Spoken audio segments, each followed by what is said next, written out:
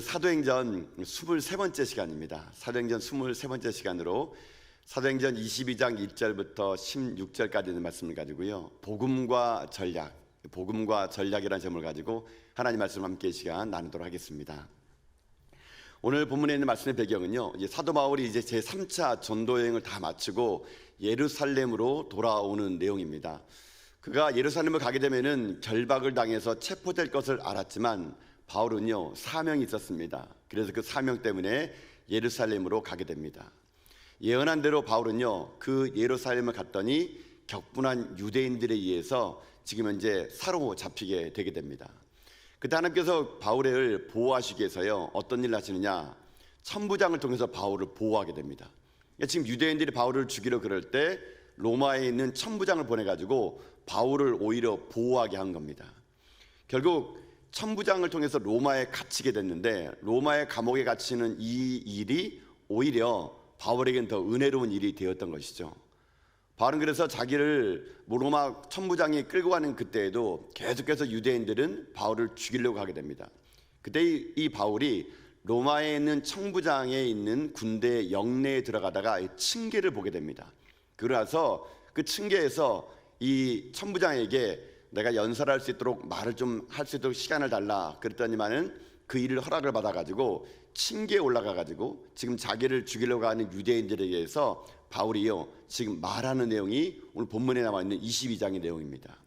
그 내용은 바울이 자기의 삶이 어떻게 여기까지 오게 됐고, 자기의 인생의 삶이 어떻게 주님께 변화되었고, 앞으로 자기의 사명은 무엇인지, 한마디로 말하면 이 사도행전 22장에 나오는 모든 내용들은요, 바울의 간증입니다. 간증.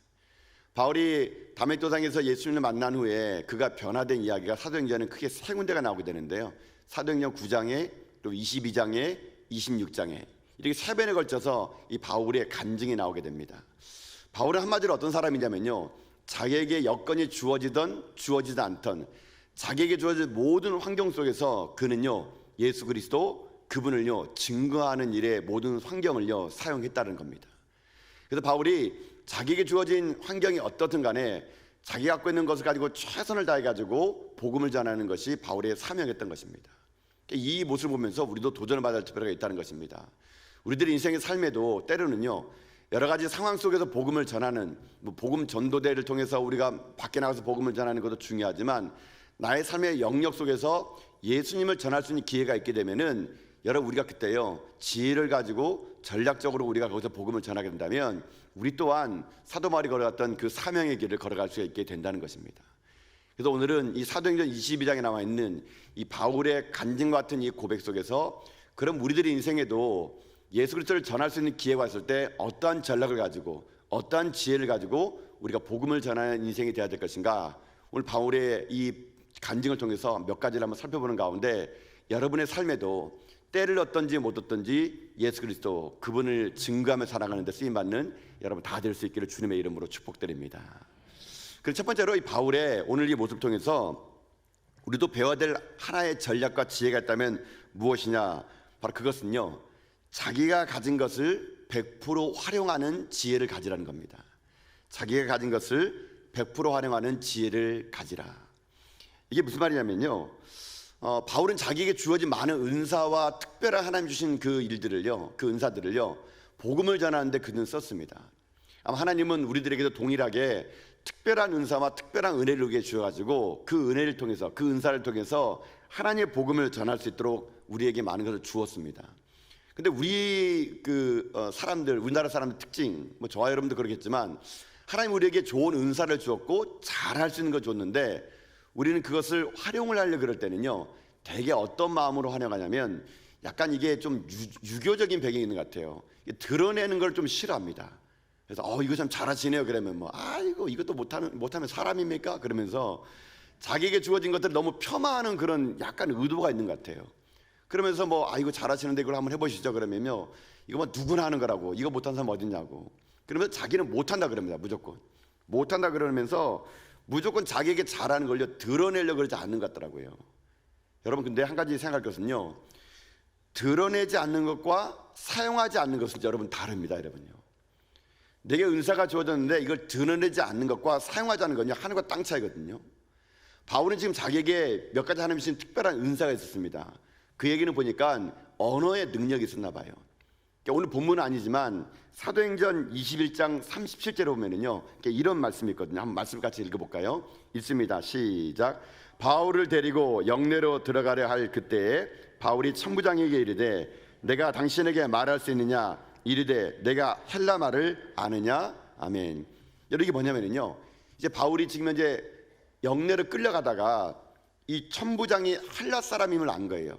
그러니까 그때 자기가 그 영내하는 층계에 올라가서 유대인들에게 복음을 전하려 그러니까 이 천부장이, 이 로마 군병이 헬라 말을 쓰는 사람이기 때문에 자기가 있는 헬라 말로 내가 좀 말할 수 있겠느냐라고 합니다. 그러니까 이 병사가 깜짝 놀란 거예요. 아니, 네가 헬라 말 할 줄 아느냐?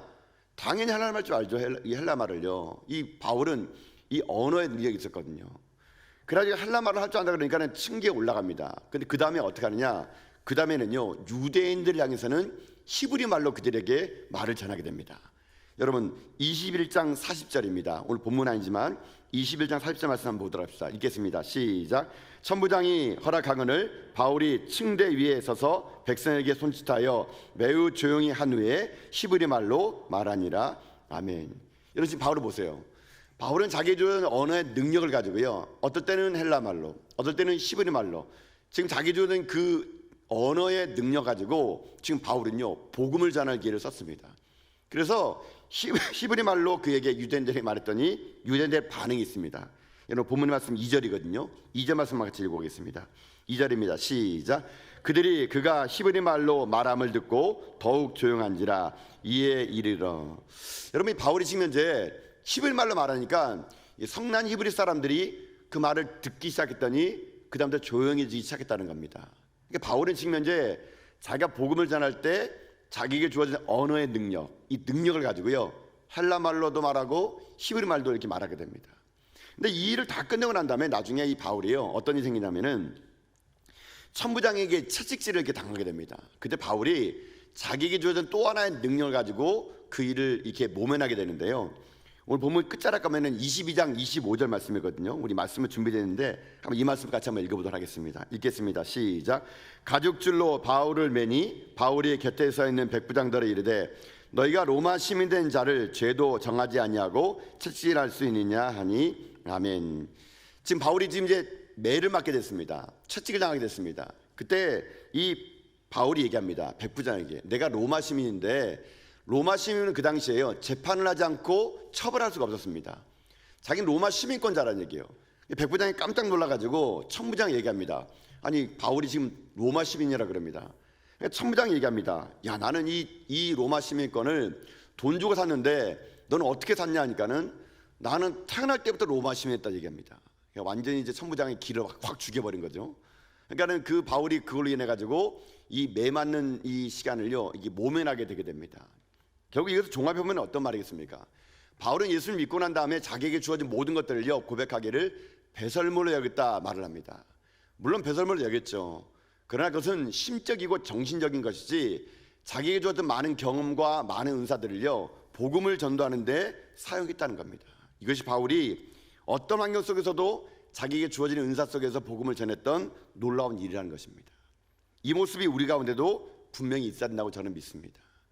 하나님이 여러분에게 각종 좋은 은사를 줬습니다. 여러분 믿습니까? 여러분들은 모르지만 하나님이 여러분 가운데요 잘할 수 있는 것, 복음 전도를 위해서 충분히 활용할 수 있는 것을요 다 줬습니다. 여러분 지금까지 살아오면서 경험했던 모든 경험들은요 쓸모없는 경험이 여러분 없습니다. 여러분의 모든 경험들이 어떤 경험인지 아십니까? 하나님의 복음을요 증거할 수 있는 좋은 경험이 될 수 있다는 것이거든요. 제가 대학을 다닐 때 학부 때 제가 전공을 뭘 했냐면요 회계학을 전공했습니다. 회계학. 여러분 회계학 이게 간단합니다. 왜 회계학을 전공했냐면 돈 많이 벌려고 했습니다. 돈 많이 벌려고. 그래서 뭐 돈 많이 벌려고 회계하면 돈 많이 벌 줄 알았는데 회계학을 열심히 공부하다가 회계하고 신학 갔습니다. 제가요. 그래서 제가 회계학을 막 공부해서 그 기업 회계를 공부하고 뭐 다 했거든요. 그 해가지고 했는데 돈 많이 벌려고. 근데 이게 아니라는 깨달습니다. 그래서 제가 회계학을 공부하다가 회계해가지고 신학대학원을 딱 들어갔더니 제 교수님이 그 말 하더라고요. 딱 제 이력서 보면서 면접할 때 교수님이 딱 보더만은 제가 회계학과 나온 겁니다. 그러니까 그 교수님이요 면접 볼 때 교수님들이 신학대학원 들어갈 때요, 막 속이 없는 말도 막 합니다. 이게 만약 막 화를 돋구게 해가지고 이 사람의 심정이 어떤가 이렇게 막 테스트를 해요. 저를 딱 보더만 교수님이 하는 말이, 회계학과 나오니까 딱 합니다. 가론유다학과 나왔네 이러는 겁니다. 가론유다학과 나왔다는, 가론유다학과 나왔네 그러면서 예수 팔아먹은 사람 아니야 나한테 그러더라고요. 근데 제가 그래서 아니 이 사람이 하면서 제가 만약 화를 냈다면 저는 내년을 기약해야 될 뻔했습니다. 그래서 제가 근데 회계학과 나왔다는 것 자체에서 그 교수님 말이 자꾸 생각나더라고요. 제가 그래서 목회하면서 생각해봤습니다. 왜 회계학과를 나를 공부시켰을까? 도대체 이것이 무슨 경험이 되게 될까? 저는 별로 회계학과, 이게 재정, 돈 이런 거하고 교육자하고는 좀 이게 잘 맞지 않지 않습니까? 저는 그래서 그게 아무 의미가 없다. 저는 그렇게 생각을 해봤습니다. 근데 목회하면 목회할수록 그게 아니더라고요. 목회하는 데 있어서 교회의 튼튼한 재정을 아는 거, 그리고 어떻게 여러분들이 헌금한 것을 어떻게 적재적소에 사용하는 거, 그거 알려면은요, 여러분 회계학의 지식이 좀 필요하더라고요. 그래서 제가 그거 보면서 요거 하라고 나를 이게 시켰구나. 요거 교회 재정 좀 볼 줄 알라고 나 시켰구나. 그래서 저는 그걸 생각하면서 제게 주어진 많은 경험들과 은사들이요, 하나 낭비될 게 없다는 얘기입니다. 하나님 나라를 위해서, 복음을 위해서 다 쓰여지게 된다는 것이거든요. 여러분 저만 그러겠습니까? 여러분에게도 하나님이 주신 경험이 있어요. 분명히요. 은사가 있어요. 여러분 근데 여러분들이 잘 그걸 못 발견하는 것 같더라고요. 내가 뭐 잘하는 거 있나? 뭐 잘하는 거 있나? 제가 볼 때 여러분들 잘하는 거 너무 많은 것 같아요. 여러분 은사는요 간단합니다. 제가 한번 얘기했던 것 같아요. 은사는요 어떤 게 은사냐면요, 이런 게 은사입니다. 한번 잘 생각해 보세요. 여러분이 잘하는 것이 은사예요. 일단요, 잘하는 게. 여러분 잘하는 거 있죠? 말 많이 하십니까? 그것도 은사입니다, 여러분요. 예. 앉아있기 좋아합니까? 그것도 은사예요. 그러니까요. 많이 잡수시는 분이 있죠? 그분 은사예요. 신방 올 때 따라와 주세요. 많이 드셔야 되니까. 여러분 은사는 첫 번째는 자기가 잘해야 돼요. 두 번째 먼저 하세요. 그게 좋아야 돼, 좋아야 돼. 그러니까 잘하면서 내가 좋아야지 은사지, 잘하는데 막 싫어해. 그건 안 돼요. 근데 마지막 중요한 게 있어요. 잘하고 좋아하면서 옳은 것이어야 됩니다. 옳은 거. 누구나가 그게 그거 참 옳은 일이야, 이게 은사예요. 근데 어떤 사람은 이걸 은사하죠. 나는 잘하는 게 남 비판하는 거 잘해. 그러니까 남 비판하는 거 잘하고 남 비판하는 거 좋아해. 여러분 이건 은사가 아니에요, 여러분요. 저의 잘하는 것은 뭐냐면 도둑질입니다. 만약에 저는 도둑질을 좋아하고 도둑질을 잘해요. 그러면 그 사람이 도둑질이 은사라고 말할 수 있습니까? 세 번째 걸린 거죠. 옳은 게 아니니까. 여러분 한번 여러분들을 한번 잘 생각해 보세요. 나는 뭘 좋아할까?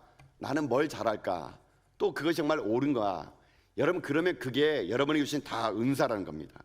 여러분 그거 가지고 섬기면 돼요. 그거 가지고 여러분 복음을 전하면 되는 거예요. 그거 가지고 여러분 사람 만나가지고요, 내 아는 예수를 말하면 그것처럼 탁월한 전략은 없다라는 겁니다. 성경 곳곳에 다 그런 얘기 나오거든요. 여러분 다윗이 골리앗을 무찌를 때 뭘로 무찌는지 아십니까? 자기가 잘하는 걸로 무찌서 잘하는 걸로요.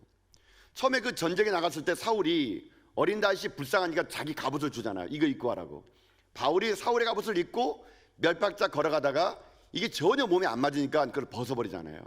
그리고 어떻게 합니까? 자기가 잘하는 거, 돌팔매질. 평상시에 양을 칠 때 곰이나 늑대가 양물을 치러 오면은 그 물매질을 통해서 이 짐승을 내쫓던 일을 잘하는 거예요. 그거 좋아했고요. 그거 옳은 일을 했고요. 그래서 바울은요, 골리앗을 물리칠 때 자기가 잘하는 걸로 했습니다. 잘하는 거. 냇가에 가가지고 매끄러운 돌을 잡아다가 어떻게 합니까? 그 돌을 가지고 물맷돌을 어떻게 합니까? 던져가지고 골리앗을 넘어뜨렸던 거거든요. 바로 이거예요. 우리가 이 땅을 삶을 살아갈 때 우리에게 필요한 게 뭐냐면요, 하나님의 각자 모든 사람에게 은사를 주시고 그 은사를 활용해가지고 복음을 전할 수 있도록 만들어줬거든요.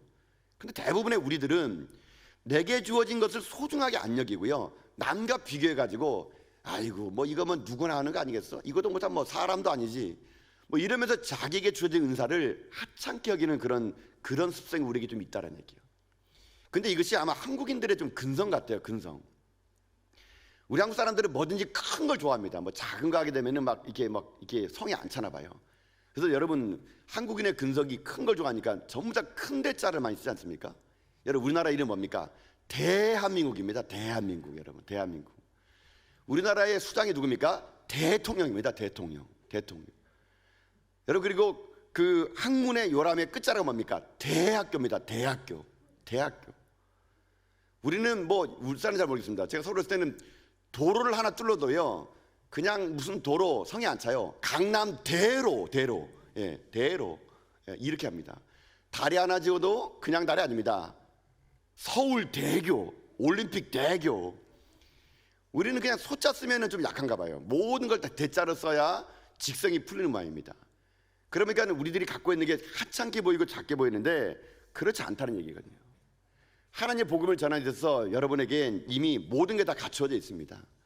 하나님의 복음을 전하셔서 여러분들에게 주어진 건요, 이미 하나님 다 주신 거예요. 그러면 여러분 그거 가지고 복음 전하는 거예요. 그거 가지고 여러분 남에게 가서 인생을, 여러분 주신 은사를 가지고, 달란트를 가지고 전하는 거예요. 바울 보세요. 새로운 거 달라하지 않습니다.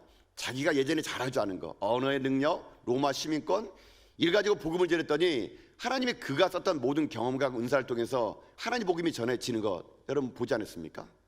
그래서 저는 여러분에게 오늘 시간 권면드립니다. 여러분 잘하시는 거 있으시죠? 여러분 좋아하는 거 있으시죠? 옳은 거 있으시죠? 그 은사 가지고 어떤 상황, 어떤 여건, 때를 얻든지 못 얻든지 여러분들이요 거기에서 예수님을 전하며 살아갈 수 있는 이 시대의 하나님의 바울이 될 수 있기를 여러분 주님의 이름으로 축복합니다. 바울의 전도 전략을 보게 되면은 바로 자기가 잘하는 걸 써요. 두 번째 뭐냐면요, 바울이 잘하는 게 뭐냐면은, 바울이 전도 전략 중에서 우리가 배워야 될 것이 뭐냐면 두 번째는 간증이에요. 간증이 있는 삶을 살라는 겁니다. 바울은 어딜 가나 자기 자신의 인생의 삶에 과거부터 얘기합니다. 내가 이런 사람이었고 이런 사람이었고 이런 사람이었는데 다메섹에서 예수님 만났더니 이렇게 바뀌었더라. 여러분 이 바울의 간증을 보면요 3단계를 꼭 쓰게 됩니다. 이게 여러분 간증의 원래 원칙이에요. 간증에는 꼭 세 가지가 들어가야 되는데요, 첫 번째는 뭐냐면 내가 예수님 만나기 이전의 모습, 내가 이전의 모습이고, 두 번째는요 내가 예수님 만났던 계기, 세 번째는 변화된 나의 모습. 여러분 이것이 간증해야 됩니다. 근데 뭐 보통 이제 어떤 분들 만나가지고 뭐 어떻게 인생 살아오셨어요, 뭐 간증해 보세요 이렇게 하게 되면요 어떤 분은 이렇게 합니다. 145태 때 이렇게 합니다. 145태 때부터. 그러면 날 세야 됩니다. 145태 때면은 뭐. 또 어떤 분은 내가 왕년에 말 나오면 한 4시간은 각오하고 들어야 됩니다. 그러니까 제 방에 오시는 분들 중에는 그런 분이 계세요. 145세 때 왕년에, 그럼 제가 한 2시간 걸리겠구나 그렇게 생각하고 그냥 이야기를 쭉 들을 때가 있게 됩니다. 여러분 간증은요 자기 자랑이 아니거든요. 과거에 나 이만큼만 사람이었어, 난 이렇게 대단한 사람이야. 간증이 여러분 자랑이 되다 보니까 그게 능력이 없고 힘이 없는 거거든요.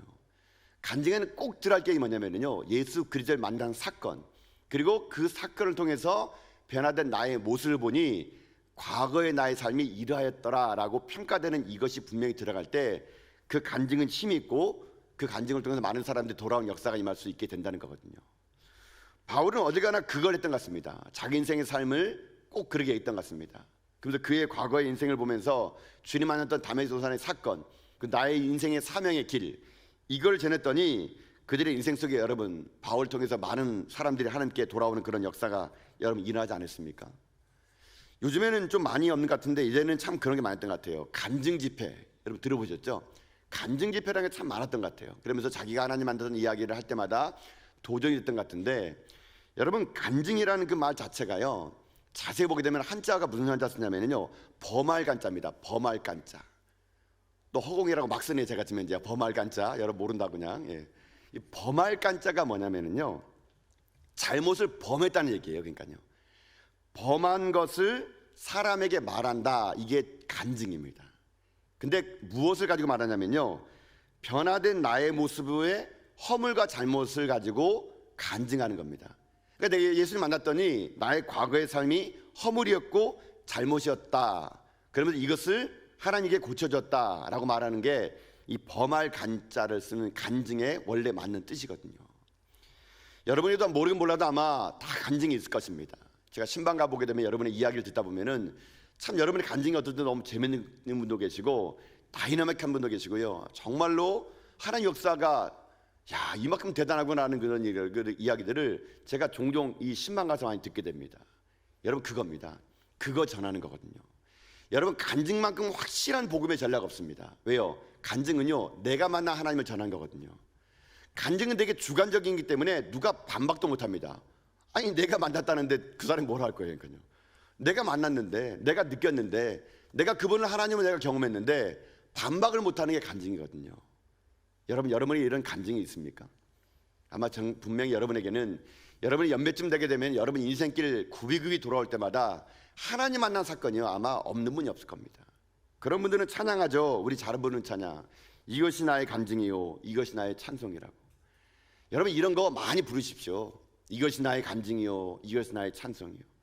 여러분 하나님과의 만남의 스토리 있는 인생, 하나님과의 만남이 가득한 인생, 그런 하나님의 극적인 인생을 살아가는 사람들에게는요 여러분 그와 동일한 사건을 가지고 있는 사람들에게 위로가 되고 때로는 힘이 되는 놀라운 역사가 간증을 통해서 일어날 수 있게 될 수 있다는 거거든요.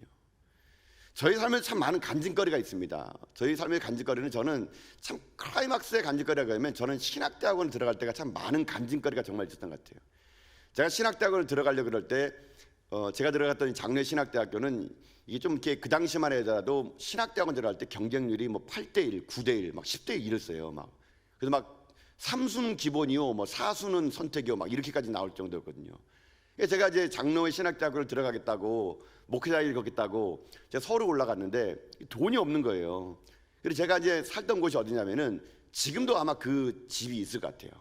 저희 신학대학교 밑에 보면은 미도빌라라는 빌라가 있습니다. 미도빌라. 나중에 한번 꼭 가보세요. 미도빌라. 네. 아마 대부분의 목사님들 다 미도빌라에 살았을 겁니다. 미도빌라가 지은 지 엄청 오래된 건물이에요. 그 건물 지하가 있는데 지하가 원래 용도가 뭐냐면요. 위에 있는 빌라 사는 사람들, 빌라도 몇 층 안 돼요. 3층이에요. 3층. 딸랑 3층밖에 없는 아주 옛날 빌라인데 그분들이 쓰라고 연탄 창고를 놔둔 데가 있어요. 연탄 창고. 근데 그 연탄 창고를 이 사람들이 개조해가지고요 새를 놓는 거예요. 새를요. 제가 그 연탄 창고에서 반지하에서 처음으로 서울 올라가서 공부를 하게 됩니다. 여러분 반지하 살아보셨습니까? 저는 영화 기생충이 너무나 피부로 와닿아요. 제 삶 같아가지고. 여러분 반지하에 살게 되는데 저도 처음으로 반지하에 살아본 거예요. 반지하 말 그대로요. 창문 열면은 지나가는 사람 발만 보여요. 발만 보여요. 예. 발만 보입니다. 반지하는.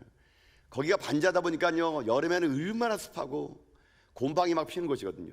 거기 좁은 곳에 신학대학원 들어가겠다고 모여든 사람들이 4명이서 잠을 잡니다. 남자가 장정만. 여러분 방이 정말 작아요. 한 2평도 안 될 거예요. 그럼 거기서 잠을 잘 때 어떻게 하냐면 다 남자들이 크다 보니까 이게 등 피고 못 자는 거예요. 다 칼잠을 자요. 칼잠을요. 그때 제 소원이 그거였어요. 등 피고 자는 게 소원이죠. 등 피고요. 예. 칼잠을 자면서 그래도 신학대학에 꿈을 꾸고 목회자의 꿈을 꾸면서 공부하는 때인데 지금도 기억납니다. 7월 태풍이 불 때였어요.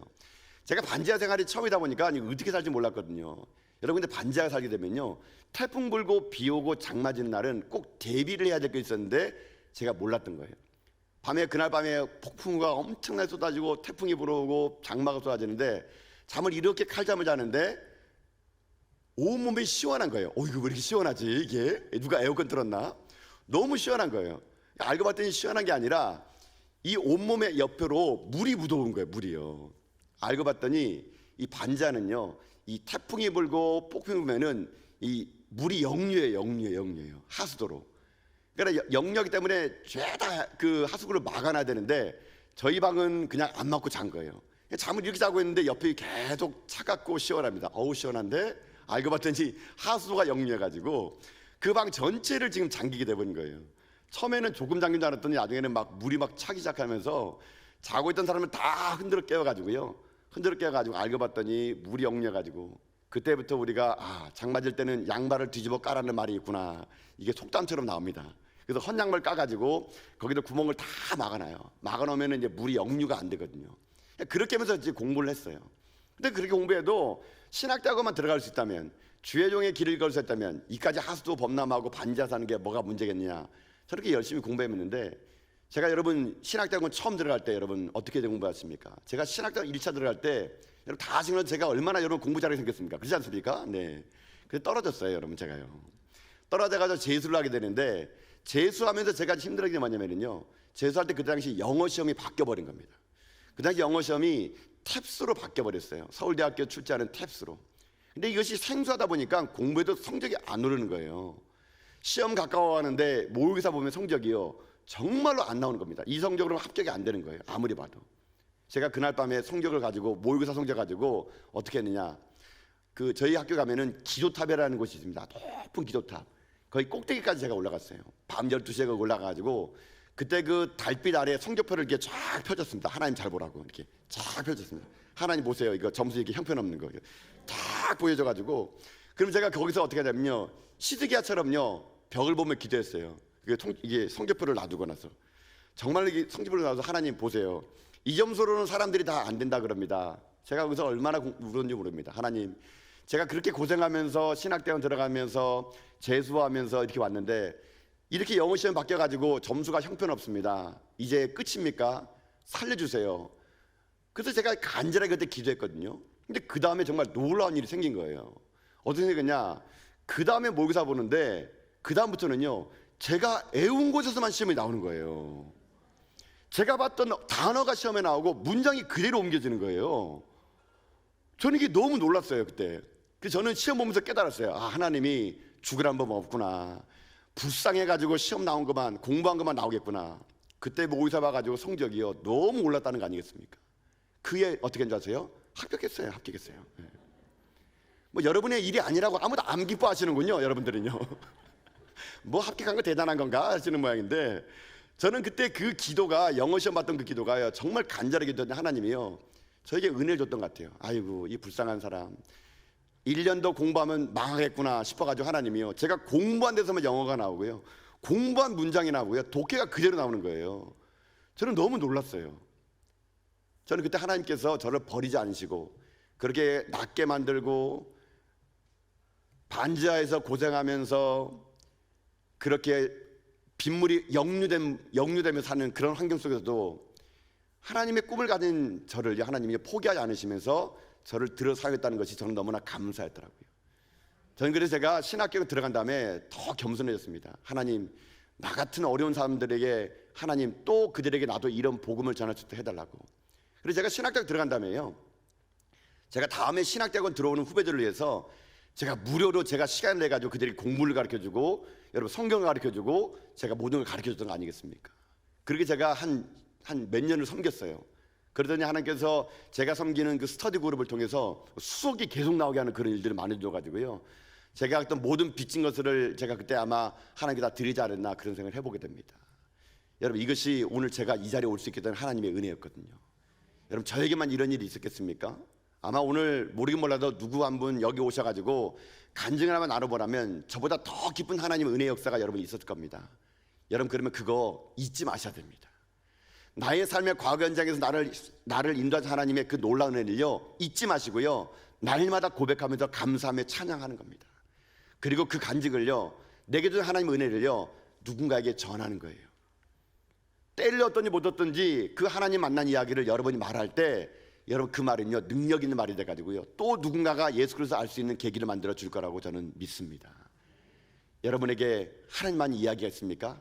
아니, 지금 극적인 드라마가 없다 하더라도 앞으로 하나님이 여러분에게요 더 놀라운 이야기, 바울이 경험했던 것보다 더 위대한 하나님의 역사를 여러분에게 만들어 줄 거라고 저는 확신합니다.